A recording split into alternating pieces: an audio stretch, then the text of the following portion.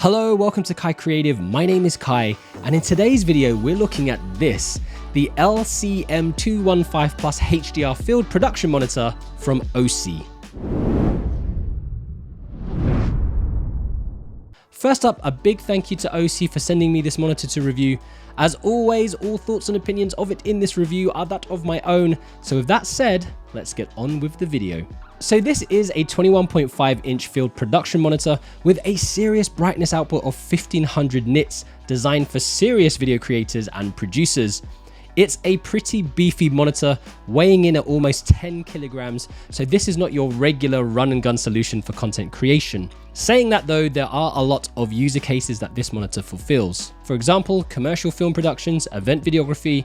I can also see it as a standalone solution for content creators with dedicated studio spaces for things like podcasts and photography studios. One of the main benefits of having a screen like this is of course having an on-set solution, allowing you to clearly and immediately review your takes and shots, easily spot mistakes, and help directors to direct. It also allows your client or team members to gather round and see what is being shot while shooting, making the video production process more efficient and in turn saving time in post-production. Really, I think it's been designed for you to set up in a specific area of your filming location and then leave it there until you're finished with the job.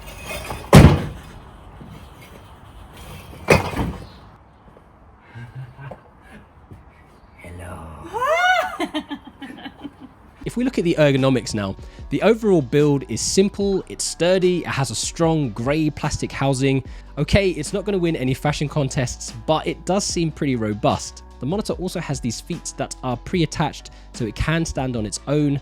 It does have a back handle for easy transportation as well. Also, there are little button-on clips that you can attach a hood to, which is particularly useful when using it in brighter conditions outside. There is also a mount on the back, allowing you to attach this heavy monster to a stand. It did scare the life out of me as it didn't seem too secure, and it wobbled a fair amount even after using a pretty large stand that I normally use for my main key light. I really wasn't confident just leaving it out there, and I feel like this is a feature that could probably be improved in the future. Additionally, it doesn't have a touchscreen, in case you were wondering.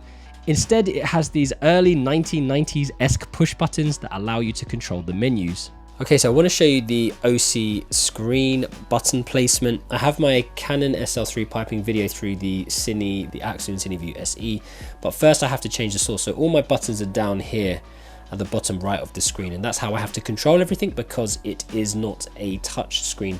So the first one, I can select the source and you'll see it pop up here in the top right corner, and I can actually scroll down and hit OK on the HDMI. This one I'll pick up my Canon SL3 signal, which I've just got shooting the back wall there, and you can see all the info from the camera is also piped through.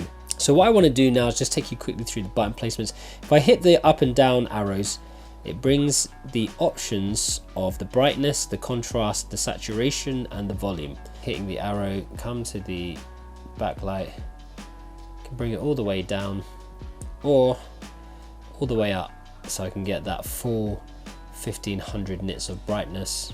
And also this pipes through volume, so you're going to get an echo. It's too close. You might want headphones on. There are headphone jacks on this that you can use if you want to use a headphone jack.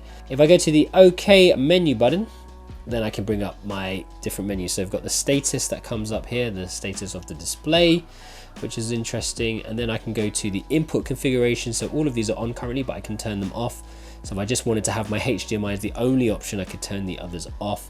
Then I've got my phase, my format, my color range, and also these luminance and chrominance color matrix. Scroll down.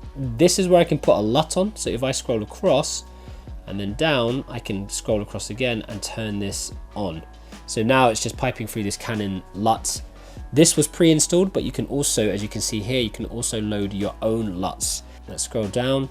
The next thing is your function and preset buttons, so your F1, F2, F3 and F4 buttons that you can find here. I can change what tools I want to use.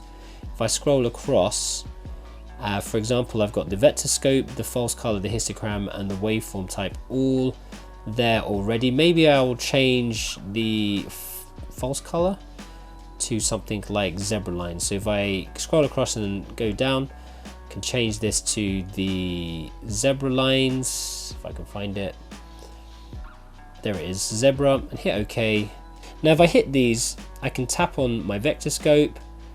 My zebra lines were on already, but I can turn them on and off, and you can see that on the just on the lights there.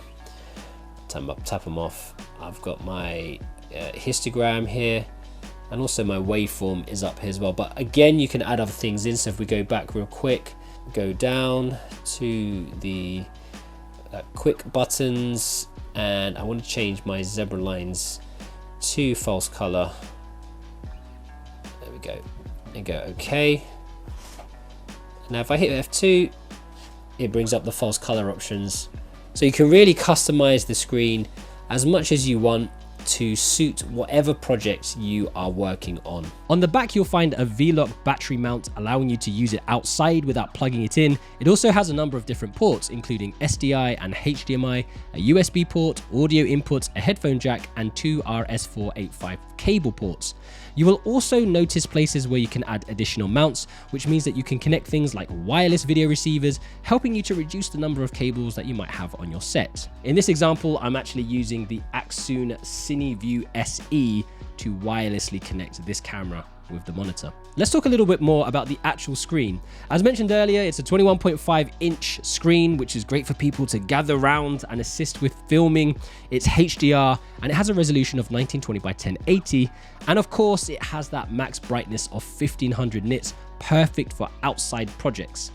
It outputs a really clean, sharp image with vivid colors. And what I like about this is the vary angle. You can look at it from multiple different angles and you still have a crystal clear view.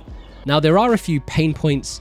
Firstly, as mentioned earlier, you don't have a touchscreen, so you will need to get familiar with the button placement and also the menus. I suppose it isn't all that bad because it stops grubby fingerprint marks getting all over your clean screen. Also, there isn't a carry case included with this, so you will need to find your own travel solution for this monitor, as you don't want to throw it in the back of your car or van as it is. There is a nice foam insert included that will convert into a permanent padding solution when you buy a hard case.